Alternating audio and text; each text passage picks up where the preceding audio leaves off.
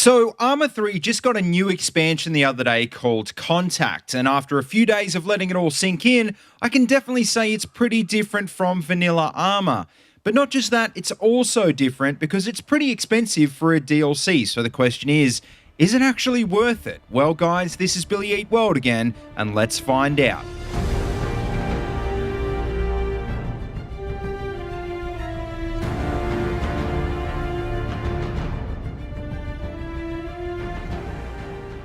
Alright, so to kick off, if you're new to Arma 3, well, just to give you a bit of background, this game is a large-scale sandbox combined arms milsim shooter. And as I've mentioned in some of my previous Arma 3 videos, beyond that, it's actually pretty hard to explain because it's a game designed around community content and modding. So, in a nutshell, it can be basically whatever you want it to be, everything from a super serious tactical milsim to an arcadey style battle royale. And bearing that in mind, Bohemia Interactive have really taken the ball on that idea and run with it, because Contact is honestly like nothing we've seen in the franchise before. For example, Contact features a new single-player campaign set in a small Eastern European country called Livonia, where NATO forces are preparing for a possible Russian invasion. But as it turns out, the Russians are really the least of their worries. They end up in the middle of a first contact situation with extraterrestrials, and as you can imagine, the whole situation goes to hell. Just like in the original Arma 3 campaign, you'll end up facing off against multiple human factions from that region, along with their own unique weapons and gear. And I don't want to spoil it for you, but you'll also be interacting with the aliens themselves. And a big part of Contact is that you'll have to learn to communicate with them for the good of all mankind. Now, if you're an Arma 3 veteran, you'd know by now that every big expansion introduces a bunch of new mechanics, and they end up being the focus of the single-player campaign. And considering Contact is all about first contact with aliens, the big difference is that this DLC is more about discovery and exploration than it is about action.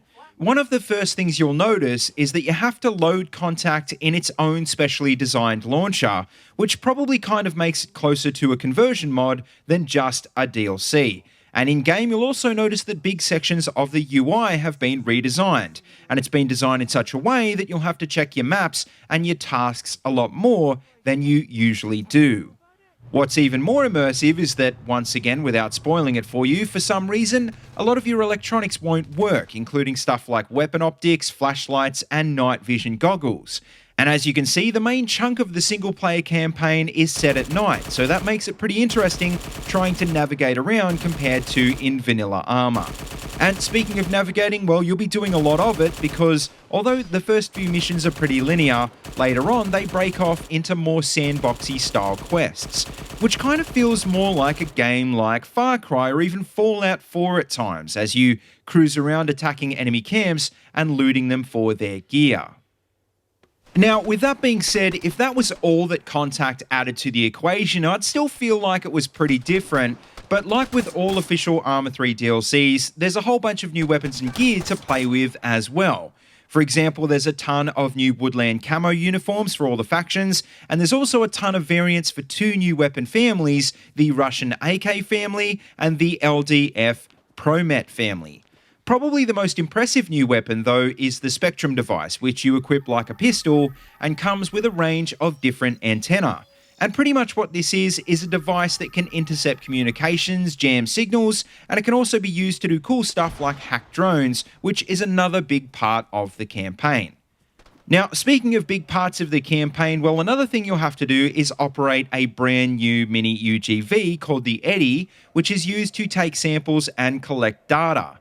And not just that, but there's also an armed variant available as well, and as you can see, they're a hell of a lot more portable than the regular big UGVs already in the game. There's also some new portable covered variants of the off-road four-wheel drive, and some new HEMTT variants which look like they're designed for carrying cargo. And most importantly, there's finally a drivable tractor in the game, because what self-respecting shooter doesn't need a tractor in 2019? So, all in all, bearing everything we've just talked about in mind, getting back to the original question, is the new Contact DLC actually worth it, which, mind you, is currently around $30 Australian on its own? And look, even though that is pretty expensive, I think it probably is, because even without taking into consideration all of the gear, you'll get your money's worth out of the new map and the single player campaigns on their own. I mean, the campaign probably doesn't have the greatest story ever, and it's not the longest campaign either, but compared to the other Arma 3 campaigns, it's by far the most creative. And of course, the new map and all of the new assets will no doubt get used by community modders and mission creators as well, so you don't want to miss out on using all of that stuff in the Steam Workshop and in multiplayer. Just before you finish up though, the one big negative that I think you guys should know about before you buy though, is that look, at the end of the day, you have to remember this is Arma 3. And if you're new to the franchise, well, you probably won't know that it can be an unoptimized mess at times, and unfortunately, Contact really does push the boundaries of what this engine can handle. It's definitely playable and you do get used to it, but if you're someone who expects to get super high frame rates on 1440p for all of your games, just forget about it. In Contact, you will be pushing to get over 60, even with a decent PC. But for veterans, look, you'll already know what I'm talking about, so don't let that put you off, although just bear in mind that Contact does run noticeably worse than vanilla Arma 3 usually does. But anyway, guys, that just about wraps up this quick review, so hopefully that gives you a pretty good idea of what Arma 3 Contact is all about. And look, as always, I know I haven't covered every single point of difference in this video. That's not really the point. So if you've got anything you want to add, make sure you leave it down below so that other people can see it before they go out and buy it.